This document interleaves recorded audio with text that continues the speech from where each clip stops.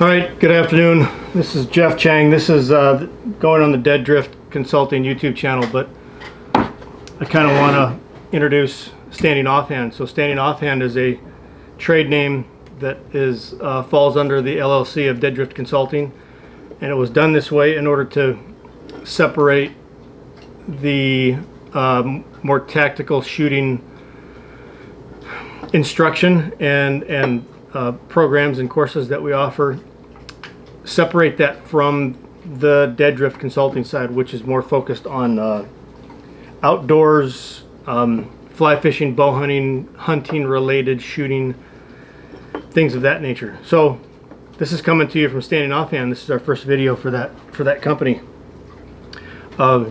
It's been organized between myself and Tyler Ellsworth. Tyler is an officer up in Prescott, and he and I are both chair the sniper subject matter expert committee for the Arizona Tactical Officers Association. So we went into business together to do this, and we just completed our first class under that company name a week ago, and it went very well. It was up in Sholo, and it was all about sniper night vision. But what I have in front of me here is something that I want to show to you guys.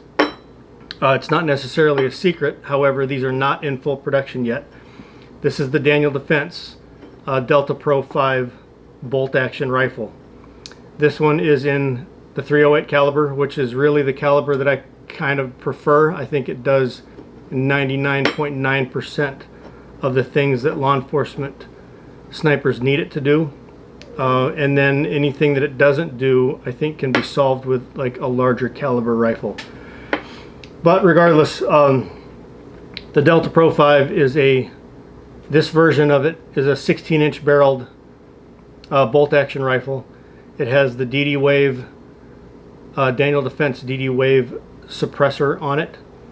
A Collis K318, which is a 3 to 18 power 34 millimeter scope or tubed rifle scope with an illuminated reticle. First focal plane, it's mils, which as a police sniper I think minutes of angle are more appropriate, but be that as it may, mil dots are certainly familiar to me, so I don't necessarily have too much of a problem going back and forth. But it is one of those perishable skills that goes when you get out of practice. It causes a little mental math to happen. Some of the features of this are it's a chassis gun, obviously, so it's very modular. You have an adjustable cheek piece to set comb height. You have adjustable length of pole. This cheek piece also rotates on the horizontal axis as well as vertical. Nice pistol grip. This grip is important, and it's one of my favorite parts of this entire rifle, which might sound odd given the fact that everything is so technologically advanced and this is just a grip. But if you've ever gotten your hands on the Accuracy International AX chassis, it's a great chassis overall, but it's got its problems just like everyone's product does, and that grip is probably at the top of my list as one of the most horrible friggin' rifle grips I've ever used in my life. At any rate, great grip here, very good trigger here. This is a trigger tech that they put in here. Super nice field, no creep at all that I can detect anyway, and it breaks super clean. I prefer my triggers to be heavier than what would normally be, I guess, maybe not standard, but normal for most police snipers who tend to like them 3 pounds or less. That's not me. I want mine actually more towards the 4 pound side. 3.5, pushing 4 pounds. To me, it feels better. I like the connection to the rifle a little bit better with that. It is magazine fed. The magazine release is right here on the underside of the trigger guard, as opposed to an AR style push button. The bolt is kind of unique. It's got a 60-degree bolt, and it releases from this side of the gun, which you can't see, but this is reminiscent of the old Marine Corps M40A3, maybe A5, whatever it was. They changed the bolt release from being up here in front of the trigger like where the Jewel triggers have it, and some of the Timneys to a side-mounted, receiver-mounted release, bolt release, which does make sense, but that has its own problems as well. Really nice bolt, reminiscent of the Accuracy International style bolt in terms of the locking lugs. There are 3 locking lugs at whatever those degrees are. What's 360 divided by 3? It's 120 degrees. So every 120 degrees you've got a locking lug, which is super nice. I just did math on the fly there. I'm proud of myself. Took math for the Marines 3 times, so I'm a graduate with that. Locks up very nicely. The trigger safety is a top-mounted safety, which is, I think, what most of us are used to if we're coming from a Remington. But real clean package. One of the unique things about this rifle, which is something that I agree with, but I think it has its downfalls as well. I mean, there's always a positive and negative pro-con, right? It's got a full-length ARCA rail down here. Now, it goes. The ARCA rail starts right here in front of the lock or the recoil lug and goes all the way forward to the end of the forend, which means you can slide that directly into an ARCA mount on a tripod. Like what comes to mind first is the Really Right Stuff equipment, none of which I own because I can't afford that shit, and whatever. I have my own opinions, but it's got an ARCA rail built into the bottom. That's part of the casting or the mold, whatever you call it when they mold frickin' aluminum. The ARCA rail attachment down here. Now, it also has running down the center of it, just like down the center on both sides, the M-Lok attachment system, which has completely taken over the market in terms of quick detach, quick mounting solutions for the forend of either a bolt action chassis type gun or an AR platform. And those M-Lok things initially for me took a little getting used to, because you got to get that little locking block to spin just right and whatever. But after having used it several times already, I think it's an easier, more secure system, and it's a little bit quicker. Still takes some care, but it's a little bit quicker. At any rate, the other big thing I want to point out here is, so this, as you can see, the way the rifle is built, you can see underneath this full-length rail, excuse me, there's like this cutout right here, and this cutout goes all the way from the bell housing of the scope behind the objective to about 3/4 of the length down the entire forend. And then from this 3/4 length point forward to the end of the forend of the handguard, it's solid. It wraps over the top of the barrel and encloses the barrel in there, still while having these 3 M-Lok slots per side. So you have this large open space here, which I'm not in the mind of Daniel Defense. I can only think that they did this in order to possibly lighten the weight of the overall system, and then maybe provide a greater cooling capacity, air to flow in there unimpeded without these forend sections. So that in itself has its pros and cons. Sure, it may dissipate heat faster. Now, I don't know what kind of testing that you would do in order to see that. It may dissipate heat faster, but it also creates heat rising off of that barrel directly in front of your objective, directly in front of your scope, which is, most of us know, those of us who have been shooting for a little while, that heat rising off the barrel or rising off the muzzle or the suppressor itself creates mirage that is directly in front of your line of sight. So that can be a problem. Mirage is an entirely different topic, and I can go into that in depth at a later date, but generally, unless mirage is downrange and you're using it to find wind, you don't want mirage right up here in your scope. So that was initially for me something that I noticed fairly immediately, not right away. Obviously, it takes time to build heat, to get that Mirage, but it was noticeable when I shot it however many rounds the first time. So the basic configuration of the rifle comes with, I'm looking at my phone trying to see if you guys can see that, comes with this rail section, which is just a scope rail that mounts directly on top of the receiver, just like anything from maybe Badger Ordnance or Loophole or whomever, Night Force. It just mounts directly on top of the receiver. It's a 20-minute base, and it just fits right there, leaving this entire rail section that you see here missing. So this is the new product. This is one of the new products I wanted to talk about, and it's got some significant advantages.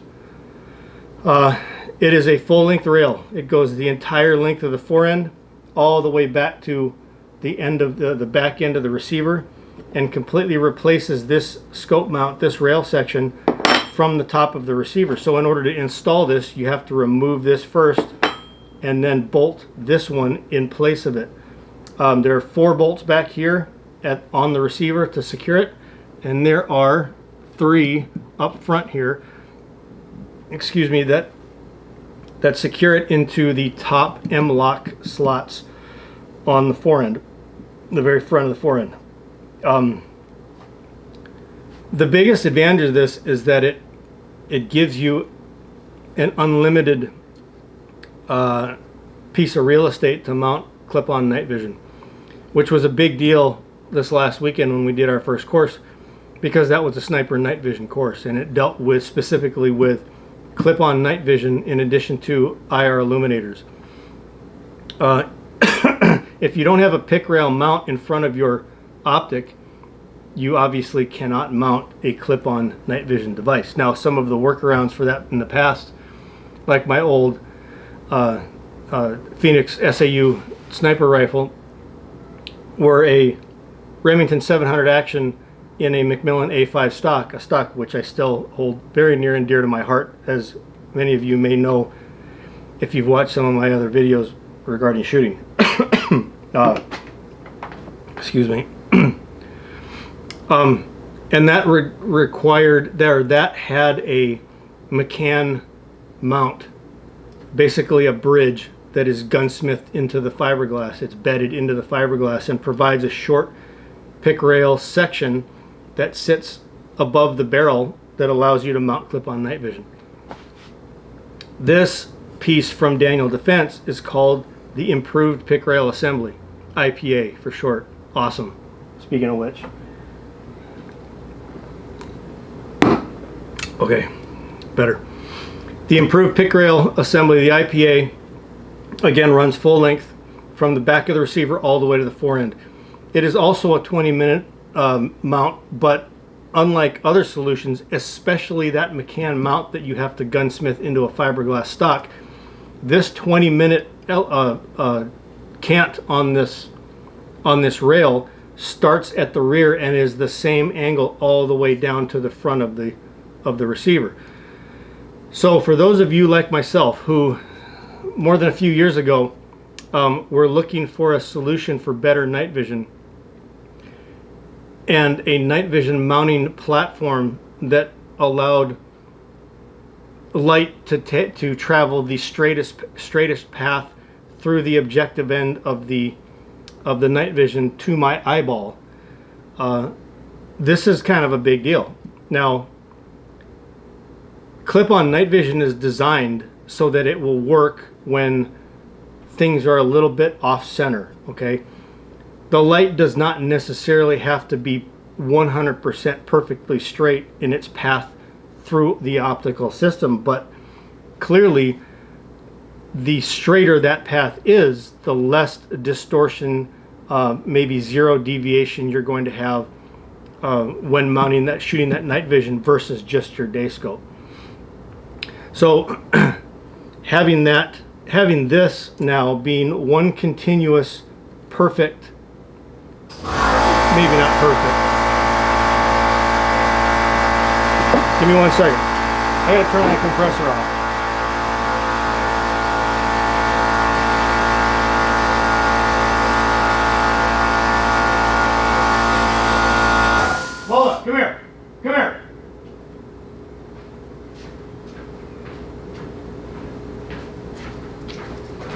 Stay over here. Don't bump the camera. People are watching. All right, sorry about that. I'm taking a break from building an engine in my garage in order to do this video because I just was inspired just out of the blue. Anyway, yes, so the straighter the path for the light coming through the entire optical system, obviously, like, the better that's going to be. You're going to notice less distortion in the image, a sharper view. You're getting the full, like, the full amount of image intensification that you're getting from that high dollar unit is coming to bear on your eyeball. Whereas if things are off, you know, if things are off center, like, for instance, let's just say that this little cup is the ocular end of the clip-on night vision device. Ideally, we'd like it to line up like perfectly with the bell housing of the front of your scope, but oftentimes that doesn't happen because of different size mounts of the night vision itself combined with different height rings. Oftentimes that night vision can be offset, you know, a good 1/2 of an inch, which is significant, especially at low power on your scope. But it will still work. Like, you can still get an image even when it's offset like that. Well, now let's combine an offset. Now let's say we combine problems. We have an offset night vision scope that is sitting maybe a 1/4 inch higher than our day scope, and it's tilted at a different angle than your day scope is. Now you have light that's bending in all kinds of different ways, and I think contributes, at least logically it makes sense, contributes to a zero shift or some deviation between your day zero on just your day scope and your night zero using an image intensifier in front of your day scope.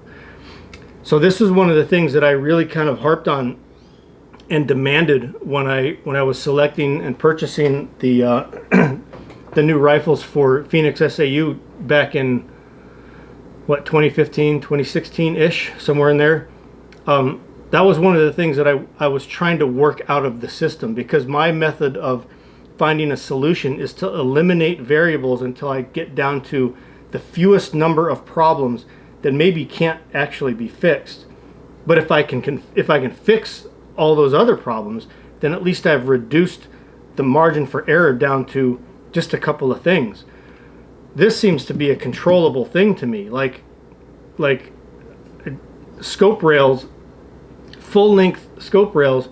If it's a 20-minute rail, it should be a continuous angle from the ass end of the friggin' receiver all the way forward. And maybe I'm just not educated enough or familiar enough with all of the rifles that are out there, all of the manufacturers out there. Maybe they already do this. But for me, at that particular time, with the rifles that we were testing and evaluating, it seemed to be an issue. And it was super frustrating. So the bottom line is, I'm super excited about the fact that Daniel Defense has brought out a product that you can retrofit onto your rifle that provides that solves that entire problem with just one product, one unit that you can bolt on there with 7 screws and then go to work, reset everything, and not have to worry about it. Now you still have to deal with the up-down misalignment, the vertical alignment between the image intensifier and your day scope. The one thing that you actually have control over with regard to that is ring height, because you can't, it's unless you've got a shit ton of money or you're a big contract thing, aka United States government or whatever. L3, FLIR, Elbit, whomever you're getting your night vision from is probably not going to do a run of, 15 or less night vision units that have a very specific mounting height. It is what it is. I hate that cliche, but that's accurate, right? what you get is what's on the night vision is what you get. So how do you manipulate that vertical misalignment? Well, you manipulate that by buying taller or shorter rings, which you are limited to by manufacturer options, right, for ring height, and then also scope design. So if you have a 56 millimeter objective, that's already going to necessitate higher ring height just to clear that bell housing off the top of your gun.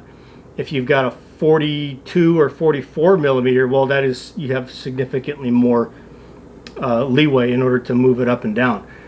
But again, you're also limited by who manufactures the right rings that give you enough height off of the receiver. Generally speaking, when it comes to scoped rifles and mounting a scope on a rifle, we try to keep the line of sight as low as possible, as close to the line of bore as we can possibly get it. This is one of those exceptions where getting near perfect or better vertical alignment between your day scope and your image intensifier trumps that principle. Okay, it's more important to have a better, more flawless image coming through that image intensifier into your day scope than it is to have the day scope, the line of sight, be as close as possible to the line of bore. Because you have to consider what are you using an image intensifier for? Well, it's to see at night. It's positive identification, facial positive identification. Folks that I've talked to before and those that I have instructed understand or know or have heard 100 times that, to me, like, positive facial ID is like the holy grail of police sniper operations. Like, that's one thing you cannot stop or disregard. At any rate, this tends to solve that a little bit. We still have good cheek weld comb height adjustability in order to offset maybe higher scope rings, but that doesn't mean that we can only rely on that just to solve this problem. I mean, that doesn't solve this problem, right? This solves the problem. This solves the problem. This just adapts to the different levels. So the IPA, I don't know what its availability is going to be from Daniel Defense. That would be a question that they would have to answer. So I'm going to go ahead and end this video. It's really just to showcase that. If you have any questions, please leave them in the comments or shoot me an email, jeff@deaddriftconsulting.com, and I will try to answer whatever questions you have. Look us up on Instagram also. We're deaddriftconsulting_LLC is one page, and then standing_offhand is the standing offhand page. Thanks for watching, and I hope you enjoyed it. Let me know what questions you have. Take it easy.